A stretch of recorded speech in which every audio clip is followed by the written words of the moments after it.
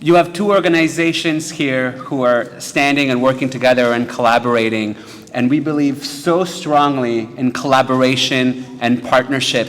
Once upon a time in this Jewish community, organizations were not working well together, and I think Brooke spoke to that very well. There used to be a race to the finish line. Who's going to put out the first press release? Who's going to get the first media attention? And in the campus space, the organizations involved have really evolved where they are collaborating and working together in unprecedented ways. There is real connections. What's the word I'm thinking? I was going to say there's focus on the mission, right? We understand that we have the same goals. Ultimately, at the end of the day, we're here to support students. And instead of competing with each other, wasting resources, we understood that to achieve our goal of ultimately supporting the community and the students as best we can, we had to do that together. And not just us, with Hillel, with other campus organizations that have decided to break down the barriers and the silos that we've experienced in the past and coordinate our efforts to be more impactful. Well said. Right? Well said. Thank you. About combating multifaceted anti-Semitism in universities. So we're going to do that in a couple of ways. We're going to talk a bit about our organizations, the work that we're doing, and we're going to dive into a couple of the tactics, things that we do and we have seen success with that we feel the community can implement as well. Like Gabriella said, whether that's with your children, nieces and nephews, or any organizations that you may volunteer with, etc. All right, so we're going to start off with a quick brief on who we are and what we do. Actually, before we do that, like I said, we have our goals. As I mentioned, we're going to talk a bit about who we are and what we do, the challenges that students are facing right now in universities, such as obviously anti-Semitism, the BDS movement, which I believe Gabriella mentioned, anti-Israel groups and more, best practices for dealing with and facing these issues, and of course, how can we help, both Daniel and I and our organizations and all of us here in this room today.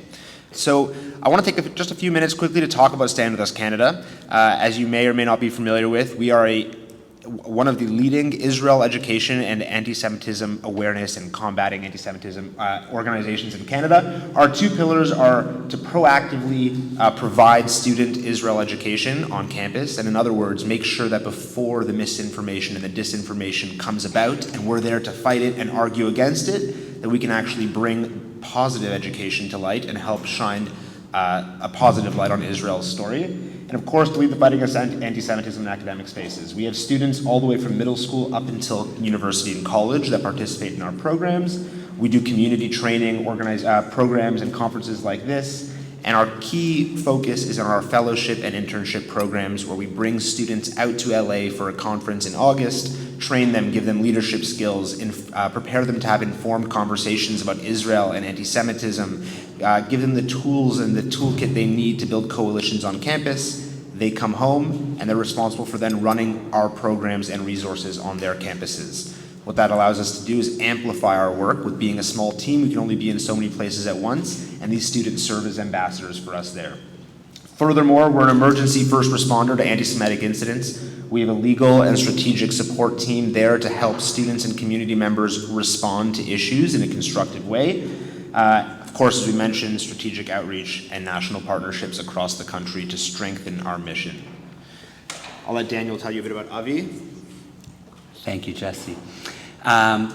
Earlier today, we heard from Rahil Raza, who asked a wonderful question that I really appreciated. Is there space for our allies in this fight? And we believe wholeheartedly that there is. In fact, we established this new organization, Allied Voices for Israel, AVI, because we saw a critical void in the market where there wasn't programs being directed for Jewish students and their allies. Programs for students who are not Jewish, but are still very supportive of our community. You know, in the Jewish community, we love to talk about our enemies, and unfortunately, we do have a few. But we also have wonderful friends as well, and we want to be able to include these friends in our community in this fight.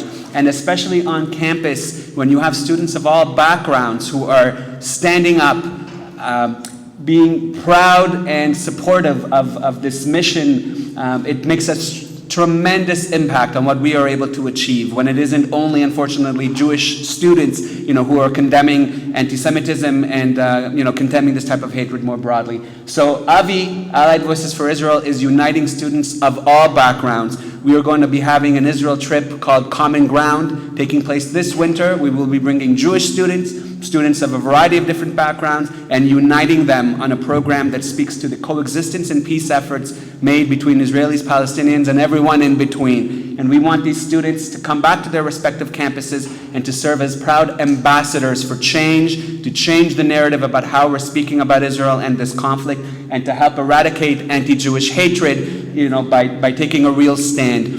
There were so many things that were mentioned today in this conference that I thought was very interesting. I would strongly agree with what Brooke had said earlier in terms of trying to get away from this term anti-Semitism. I found that to be a confusing term. With Avi, we are calling it anti-Jewish hatred for this specific reason, so that we can really be clear about what Jewish students are facing on their respective campuses. We will be having programs for high school students as well. We'll be offering a media fellowship with our partners at Honest Reporting Canada to really teach students how to write and develop op-eds. And we will be working obviously with our wonderful partners such as Stand With Us Canada and Hillel, and other orgs from across the country. So I believe her name, it was Gabriella mentioned as well, the critical need we have to not stand alone but stand together, and the need we have for students to be the ones to speak out on their campuses. It is critical that we, as these educators, people in a position to bring resources to students, focus on the empowerment. We don't want to be there to do it for them. We want to empower them, inform them, educate them to raise their voices and speak up on their own behalves with our support. Another way that we do that, obviously, is education, training, mentorship, giving them everything they need to be successful in this space. And again, we're going to keep hammering this in, but partnering with other organizations and making sure that the journey doesn't end when they complete our fellowship at the end of their school year, that they take everything they've learned, all the motivation that they've gained, the inspiration that they've built, and take that onward in their Jewish journey on campus.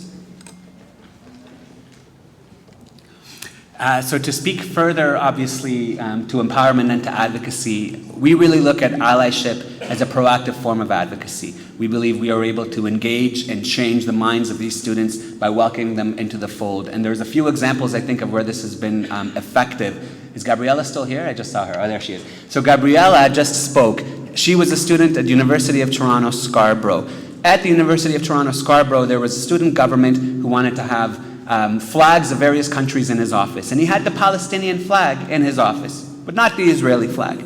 And Gabriella and some of the other students she knew went and spoke to this individual. They explained to them that you are erasing Jewish voices by not having the Israeli flag, and that there was absolutely no issue with having the Palestinian flag, but have the Israeli flag as well. This was a Muslim Pakistani student who had not met many Jewish students prior to this, and he agreed, and he displayed an Israeli flag. And believe me, I'm sure, Rahil, what do you think happened to this student after he displayed the Israeli flag? He was condemned, he was ostracized, he was called an apartheid apologist. He is a Pakistani Canadian who simply agreed that if we were going to have this Palestinian flag, we should have one as well, an Israeli flag as well. Let's not support one people at the expense of another. Let's support peace and coexistence, because that should be our role as Canadians. This is where we believe in the importance of allyship. You'll see a photo here on the screen. This was from our summer retreat earlier this summer, where we had students of all backgrounds, students from various student clubs who came, who were interested in learning about Israel, who were interested in learning about BDS and how it affects Jewish students on campus. And the beautiful thing about this retreat was it gave Jewish students the opportunity to share how they've been targeted, how they've been affected by the anti-Israel movement on campus. And it felt to me like it was the first time where they had an active audience of non-Jewish students who were there listening to them. There have been other opportunities and times and incidents as well where having these allies was incredibly important.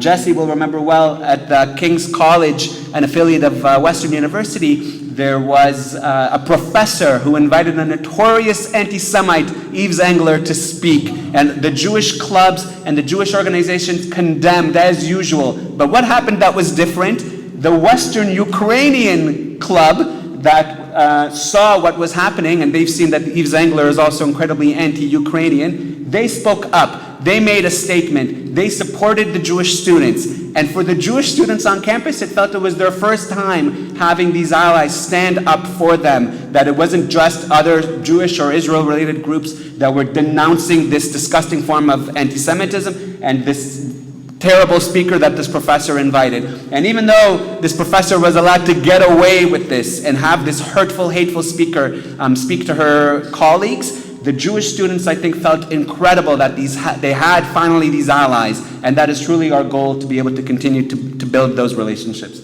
It's you again. Oh, it's me again. Oh, I'm sorry. Oh. we usually don't do these together, but I'm appreciating it very much. So to speak to the BDS movement and how we experience and how these students have experienced anti-Jewish hatred on campus, the BDS movement is a lot more insidious today than it ever has been. And what I mean by that is these anti-Israel groups try to be very strategic in terms of how they do this. A lot of things happen in the States that get huge media attention here in Canada.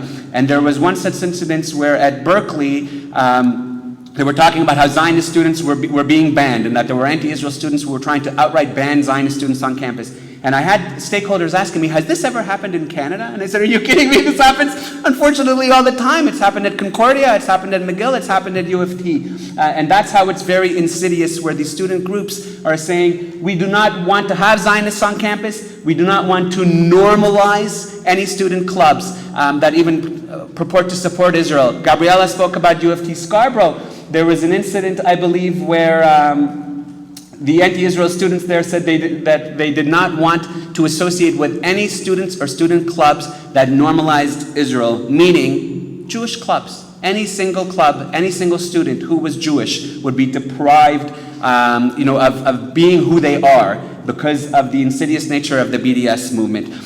That's why I think it's so incredibly important to show to students BDS is harmful and detrimental to every single person in Israel and around the surrounding area. BDS is to the detriment of Palestinians, I'd argue even more so to the detriment of Israelis, because it's not affecting the Israeli economy whatsoever. And we need to be able to educate and stand up to that. The final thing I'll say is, just as you see there's a lot of content here, you'll see there's a lot of student clubs who support the PFLP, who support terrorist entities, and who have even invited terrorist speakers to campus. There was a time where an actual terrorist was invited to campus, and still the university did nothing. So this just speaks to the importance of standing up, speaking up, and owning your voice.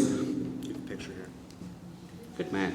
That's just to exemplify one of the incidents. I'm sure everybody remembers when that happened. Good man, Jesse. Go right ahead. So Daniel talked about the strategy that's going into these BDS votes and to all of this Jew hatred that we're seeing on campus. And so equally, we need to be strategic as well and understand that there are so many things leading up to these BDS votes and to these major come-togethers on campus that we need to be hypersensitive and aware of.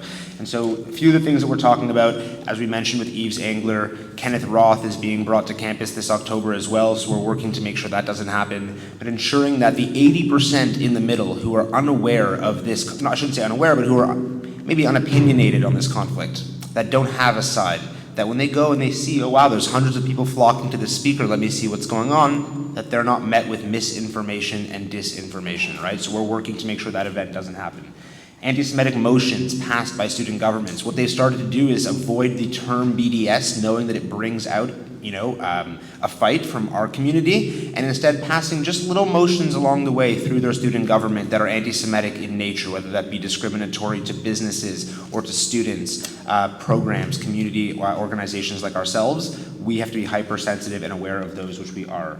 The IRA definition of anti-Semitism, ultimately what it comes down to is the ability to say, this action, this moment was anti-Semitic. There's no question or equivocation about it. We have a definition that describes what is considered to be anti-Semitism and what is not. And that's why we work so actively to have the IRA definition passed, both by governments at the local level, the federal level, and everywhere in between, and also in our schools, all the way from local school boards to administrations across the country. We need to have that back, the ability to fall back on that definition as something that we can point to and say there's black and there's white and there's no in between. Walkouts and protests, again, just making sure that our students feel safe. No Jewish student wants to show up at a high school and see hundreds of people standing out front protesting against Israel or against the Jewish community. Similarly with graffiti and vandalism, making sure that of course, we can issue a statement and we can say this is horrible and wrong, and they're going to say, okay, we did a police investigation and we removed the graffiti, but we need the school to speak out against it. The administrations, the people that guide the student body need to say this was wrong, not just we can paint over this and move on. And of course, as we've mentioned time and time again, the BDS movement and making sure that we're there, mobilizing students between our organizations, between organizations all throughout the community, because as we mentioned, we're the only ones voting for ourselves. And so we need to have strength in numbers, which is really what it comes down to, and of course, strategy in the votes themselves. I think this is you next. Yeah. Amen, Jesse. Strength in numbers is really what we need to be working towards. So how do we respond to campus anti-Semitism? There's a variety of ways, and the first one that's mentioned here on the screen is of utmost importance. There are so many students, and I think so many actually Jewish Canadians and Jews in general, who simply do not have the confidence to speak up, who when they hear anti-Jewish or anti-Israel falsehoods or propaganda, they simply look down and don't have the confidence to speak up. Providing and bestowing this confidence, this ability to communicate with confidence, is one of the most impactful things that our organizations are able to do, to be able to empower and give students this argasha, this feeling that they can stand up, that they can refute what these anti-Israel professors are saying. And I can share experiences, because I've been in this community for a long time, of students who have just spoken up. There's a student I know who was in a classroom. The professor was talking about how but only Palestinians are indigenous to the land, and the class they were in had nothing to do with the Arab-Israeli conflict. And this Jewish student that was one of our ambassadors stood up and said, by neglecting to mention the Jewish people and that they are indigenous to the land, you are speaking in support of one people at the expense of another. And this is not helpful to anyone. And while the professor was caught off guard and wanted to continue, there were many students in that class who heard what the students said and who went afterwards and said, we really appreciate that you stood up, that you spoke, that you shared your perspective. So simply speaking up and having the confidence makes such a massive impact. And also, even when as students, you're speaking to professors who are anti-Israel, don't worry about if you're going to change the professor's mind. Think about all the students in the classroom who are listening, that you have the opportunity to explain this to them from a nuanced and objective place, that this is their only opportunity they're going to hear from a Jewish student or an ally. So again, having that confidence is so important. Mobilizing, Jesse spoke to earlier, is incredibly needed, as we need the strength in numbers. We need not just members of our community, but members of all communities of conscience, that if you are exposed to BDS, you're exposed to this hateful propaganda, that you speak up against it.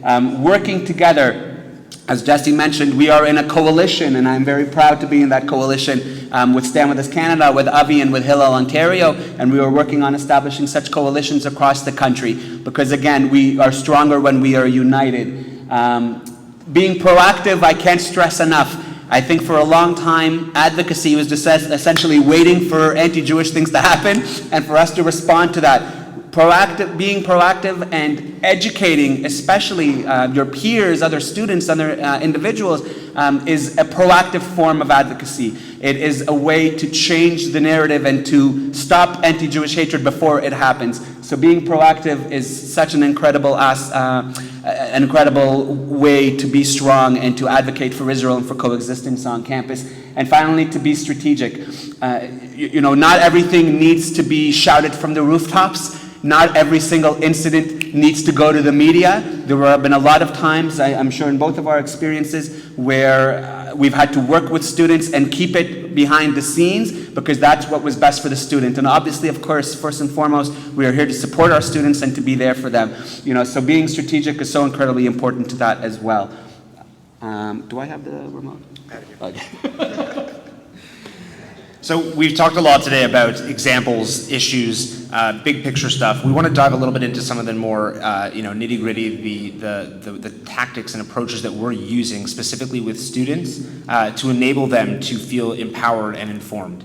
So we're going to run through a few of these over the next few minutes. I want to just sort of give you the lay of the land. We're going to talk a little bit about leadership development, experiential learning or education, Israel advocacy, messaging and communications, and combating issues locally as it relates to anti-Semitism. And again, this is really a 3-hour presentation that we've tried to get into 30 minutes. This is an incredibly nuanced conversation, which is really what it comes down to, is that every situation is extremely nuanced and different and requires an entirely unique strategy, which again is something that we really focus on as well in our offices. But for the sake of time, let's dive into some pillars here. So from the leadership development perspective, which I think every speaker has mentioned today, right? This idea that we have students who feel isolated and feel afraid, and we have two options as to how they respond. They either sit back, lower their voices, maybe tuck their Magen David into their shirt or stop wearing their Hamsa necklace, or they feel confident enough to speak up.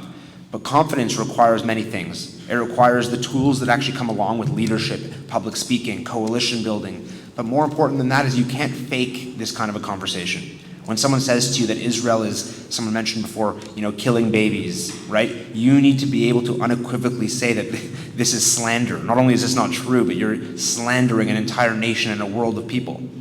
We need to make sure that they're informed enough to have these conversations and know without a doubt that what they're saying is true, that they can stand behind their words with no questions asked. So we need to empower them to prepare to have those conversations and those interactions. Of course, as I mentioned, support. And again, support can only go so far when it comes from our team. So we focus in a big way on building out networks for them, introducing them to other local organizations, Chabad, Hillel, B'nai B'rith, other folks that can support them in their journey in different ways. Again, not trying to keep everything to ourselves, but sharing and helping to spread that wealth.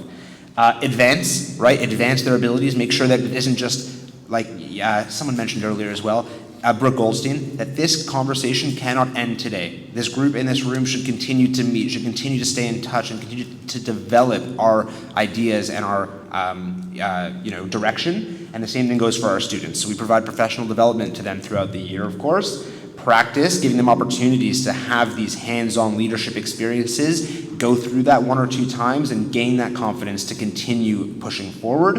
And of course, as I mentioned before, making sure that something comes next, that the journey doesn't end after a year with us and we say thank you and good luck, that we connect them with other organizations, that we ensure that they can take this belief and this inspiration that they've fostered and move it on to a new opportunity. That's you? Oh, yes. Thank you, Jesse. So obviously we've talked about a lot today. From our perspective as Avi, we are very interested in experiential learning. This is something that we believe in wholeheartedly, and what we mean by that is learning through your experiences.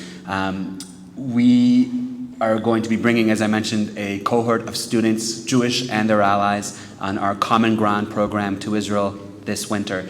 Now, through this experience, we are going to expose them to Israel's robust diversity, to Israel's beautiful democracy, to the fact that this notion of apartheid is not just laughable and outrageous, but absolutely incorrect. And that here in Israel, you can meet Jewish people, Muslim people, Christian people, and anyone in between who are fighting for peace, who are fighting for coexistence. This is what we are going to expose to these students. They're going to meet Palestinians and Israeli Arabs who work in Israel, who can explain to them how BDS is to the detriment of them, that they're just trying to put food on the table, which is what the majority of people actually just want to do, right? We are going to introduce them to this is not going to be a political trip. This is not going to be a religious experience. This is going to be an experience that unites students of all backgrounds together, because that is our goal. And when they come back to campus, they're going to build this framework on how they can advocate for peace and for coexistence rather than supporting one people at the expense of another. I can't, from our experience on campus, it simply hasn't worked. And that's why we believe changing the narrative, appealing to the 80%, as Jesse mentioned, the overwhelming majority of students in the middle who are apathetic, uninformed about these issues. We want to be proactive in how we educate them. We, the Zionist students that I know, are the ones fighting for peace, for coexistence, for a path forward, where it is the BDS anti-Israel students who are fighting for death and for destruction. And when you see, as a student in the middle, those Zionist students fighting for peace and those BDS students fighting for death and destruction, it is our hope that those students in the middle will veer towards the Zionist students and understand that where they're coming from is from a place of virtue. Thank you very much, Sue Ann. So that's experiential learning, and that's something that we believe will be very impactful in terms of how we conduct our advocacy efforts on campus. So just to carry on with the experiential learning, I mean, I think that we are in an echo chamber here, right? We're preaching to the choir, as they say, and I think that with folks who come in with an opposing viewpoint, they're not going to necessarily listen to words. They're going to have an answer for everything you have to say, an argument for everything for every point you get across. The experiences, as Daniel mentioned, an opportunity to get to Israel, to see what's actually taking place on the ground there. If the rumors and the speculation that you feel as a Canadian who's never actually been to the Middle East, to find out if those are true or not. And so we actually do the opposite. I mean, not necessarily exactly the opposite, but we have a delegation coming from Israel to Canada instead. And again, we're not here necessarily just to promote our programs or whatever else, but really to show examples of what works. And when you see an opportunity for experiential education, the value of which it has. So we have a program, our flagship program we do at least once a year called Word Swap. And the way Word Swap works is we bring a delegation of 8 very diverse Israelis to Canadian campuses. So I'm talking, a Muslim Israeli, a Catholic Israeli, a Christian Israeli, we've had Bedouins, Druze, members of the LGBTQ community, Ethiopian Jews, the idea to demonstrate the diversity that is the state of Israel, and to have people on campus have an opportunity to put a face to the state of Israel, to meet folks and say to them, to ask the questions, the tough questions that they might have, to have the challenging conversations, and to be able to hear the response and the feedback from somebody that may not look the way that they imagined a Jewish person or an Israeli looking. And to us, that has been super successful in breaking down those stereotypes, the racist tropes and rhetoric that we hear, because when someone is standing right in front of you, it's a lot harder to tell them that they're wrong when they're coming from the place in which they're speaking about, right? So, as I mentioned, debunking myths and sharing their lived experiences with students, both Jewish and otherwise, and that's the biggest point, the biggest impact, right, is that we have them set up in student centers, walking up to students of all backgrounds, offering them a cup of coffee, introducing themselves, and then when they say, "Hi, my name is, Yaakov. Have you ever heard the name Yaakov before?" And they say, "No." "Oh, I'm from Israel." "Oh, you're from Israel." And all of a sudden, this dialogue begins. And I've seen it in action. It's truly unbelievable to watch the way people dive into these conversations. So we, in summation, want our students really to understand the full picture of this conversation, the nuance of the history, both in Israel and abroad in the diaspora, to be prepared with information, facts, and responses, to have informed conversations that they can feel confident in, to be aware of these misconceptions and the disinformation that they're going to be faced with when they have these conversations, when they lead these programs and interact with opponents to the existence of the state of Israel, and to feel empowered enough, as we've seen tonight, this afternoon, to speak up. We want them to focus on avoiding conflict. We're not here to raise flags and scream in people's faces. We want to change people's hearts and minds, and that's not going to be done by having a fight. It's going to be done by having a dialogue. We believe education is the road to peace, and we want our students to feel the same way as well. We want to tell Israel's story of innovation and achievement instead of talking about war and fighting. And we want to defeat false narratives about Israel by sharing facts and the truth. So the last thing just to say, this is actually a slide that's resurfaced its way back around. I apologize, but thank you very much for listening. It's great to have a chance, to work with Daniel on this and to have a chance to meet many of you. And we're always available for questions, conversations, etc. Please feel free to reach out at any time. I see maybe a question there in the back.